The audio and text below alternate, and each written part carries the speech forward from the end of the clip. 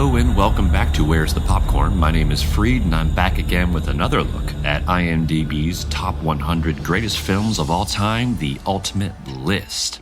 This is when I put 1 to 100 in a random number generator and then I watch the film that corresponds with the number on said list. Today we're checking out number 94, and if for some reason you haven't looked at the thumbnail or read the title, here's a quote to see if you recognize it, and if you do, you are officially my hero. Whatever our souls are made of, his and mine are the same. Thoughts? Care to take a stab? Alright, well, here it is. Number 94 is none other than the 1939 black and white classic, Wuthering Heights. But do you love him, Miss Cathy? Yes, of course. Why? Why? That's a silly question, isn't it? No, not so silly. Why do you love him? Because he's handsome and pleasant to be with. And that's not enough. Because he'll be rich someday, and I'll be the finest lady in the county. Oh. And now tell me how you love him. Now, before we hop in, just a quick disclaimer that some could consider what we are about to discuss to be spoilers, so, proceed with caution. I'm not going to reveal the ending, but everything until then is free game for me, so you've officially been given a heads up. I mean, I know I like to go into a movie knowing absolutely nothing, so yeah. Anyways, moving on.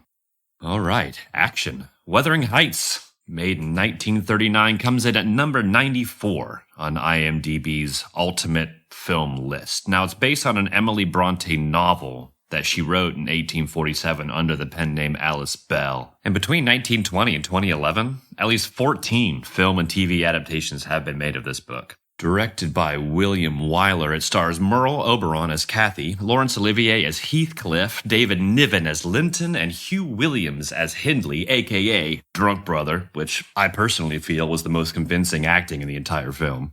A couple of little info nuggets about our leads before we continue. Laurence Olivier, he plays Heathcliff in this movie. I'm sure you heard his name, but at the time, he was in a relationship with Vivien Leigh. They would later be married. At the time, she wanted to have the role of Cathy, which is the female lead in this flick. Now, the director thought, she's good, but we wanted somebody with a little less notoriety in Hollywood. And Miss Leigh was a little too well known, so she was denied the role, which is probably a good thing, considering she was later cast that same year in Gone with the Wind, where she won the Academy Award. Now, speaking of the female lead, have you heard those old-timey horror stories of actors and actresses having to hide their heritage or family lineage due to fear of backlash? Well, Merle Oberon is one of those people. She's half Sri Lankan, and she hid that from everyone for fear of social backlash and people not thinking she's genuine or worthy of the roles that she is receiving.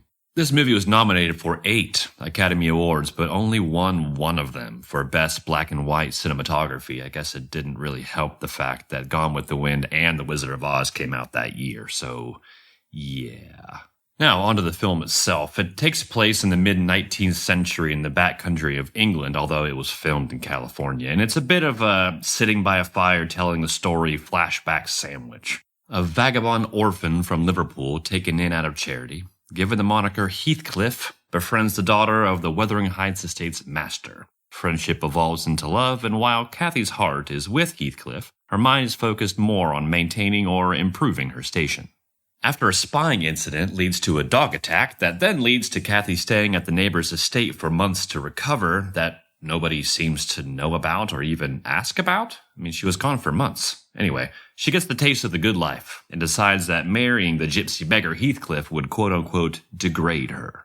The character of Cathy is an interesting one. It's one that I would consider a seesaw character, where their outlook changes depending on the situation, and that's totally okay if it's done well, but Oberon doesn't show much of a transition when she changes her opinion. It's one straight into the other. It's I love you, I hate you in the same breath. In one of Cathy's I love you moments, she chases after Heathcliff into a raging storm after he overheard her shit all over him in one of her I hate you moments. Now, a fun fact, Oberon was actually hospitalized with a fever after doing so many takes of her running into a water-spurting fan used to simulate a storm. After giving chase to exhaustion, Cathy was once again taken in and nursed back to health by her hoity-toity neighbor with whom she again falls in love, but this time she marries him. I love in this scene, the first thing they do to try to recuperate her is just dump brandy down her throat. Now, I personally would have gone with a nice, smoky, salty Talisker, but hey, that's me. Ah, booze. What can't you do?